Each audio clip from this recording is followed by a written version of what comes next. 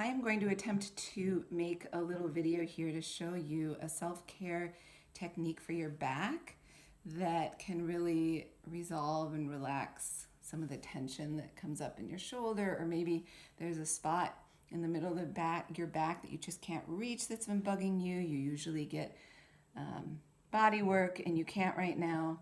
So a little self-care tip. I have this little ball with these little spiky things coming off of it. They're pretty mushy. There's some that are firmer. This one's I actually like this because it's a little softer. But it's a little bit small for the back. I originally got this because I was having some wrist problems, and I can actually show you that what you can do here is, you can roll your wrist around on this. You can do the back of your wrist. If your hands are bothering you, you can like rub it right into your hand. And even better, I can't show you because my hand right now is holding the phone, but let me see if I can put this like that. You have this ball and my hand is on the back, and I can take my other hand and really pressure down into it so that I'm not using the hand that I'm trying to relax. I'm using this upper hand to put pressure down onto the ball.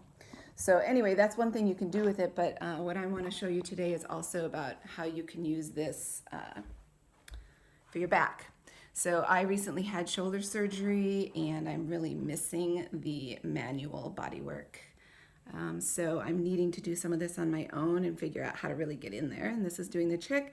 If you don't have something like this, a tennis ball actually would be better. This is a little small for the back, like I said. So a tennis ball or some other, ball that kind of fits into your hand like that. If it gets too big, it's not going to work either, but you can experiment and play around. And you just tuck it behind your shoulder. You don't want to have it like right on the side here, because then well, at least for me anyway, with my surgery, that's going to be pressing the head of my humerus directly in and compressing that socket and the joint space. That's not what I want. So you put it behind, and then let me see if I can do this here.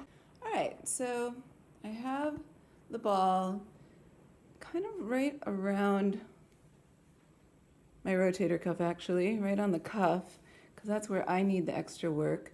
And I'm just rolling up and down. So I'm using my legs, and I'm just relaxing my back and leaning in. And it's hard to see because my arm is kind of getting in the way, but you can see how I'm going up and down. And then I can roll further around so that it can get like all the way toward the center of my back, and now I'm doing the same thing, rolling up and down. Sometimes you need to adjust it, like right now my knees are super bent, so normally I would adjust it to, I'd move the ball so that I'm in a little more comfortable position, but you can figure that part out. Now, there's a few different things that you can do. Let me see here. Let me move it a little easier to see up here. Yeah, let's go up here.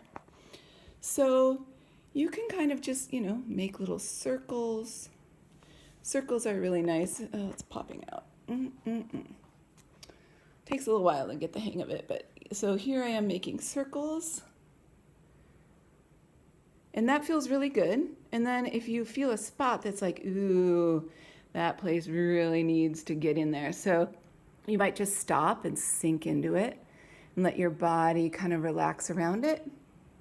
You might do very small little movements, just up and down or side to side. You kind of feel your way through this sort of thing. You know your body. It's giving you feedback, and then you have the ability to make changes as needed as far as depth or the type of movement. But this sort of thing can be super helpful to get rid of kinks in your back.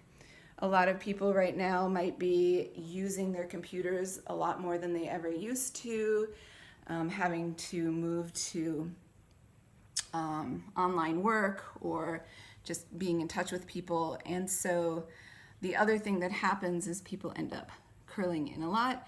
And I'm not actually going to show this right now. You probably can find it on YouTube, but what's really a good idea is doing either doorway stretches, where you're putting your arm, let me see if I can actually show. I'll find a wall over here. So I can't really do it because I'm using the arm that just got repaired. So it doesn't go up all the way, but so you would just lean forward like that. You can do it at all different angles. You can do it with a bent arm, 90 degrees, and then going all the way up and just really leaning into it. And you should feel the stretch in here. So mess around with like bending your knees a little bit while you're doing it as well until you feel that stretch.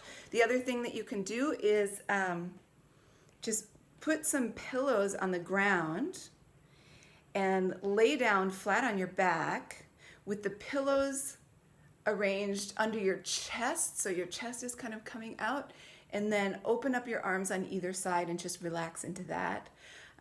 Like I said, if you're sitting at a computer a lot, what's going to be happening is everything's coming forward.